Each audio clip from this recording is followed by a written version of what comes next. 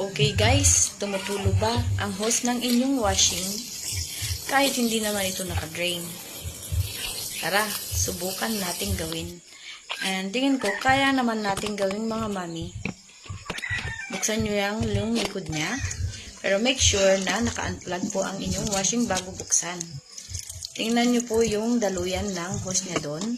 Yung pump niya mismo, baka barado o madami ng dumi. Uy, ayun, may 5 piso pala. Baka meron kang nakaligtaang bulsa. Kaya ayun, sumama yung barya doon sa mga last mong nilabhan. Tapos, sarado mo ulit. Ibalik mo ulit yung pump niya. O, diba guys, madali lang. Hindi naman siya ganun kahirap. Kesa magtawag ka ng gagawa, at least, itry mo muna, baka kaya mong gawin.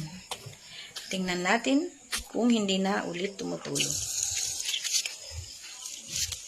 O, diba? Kaya.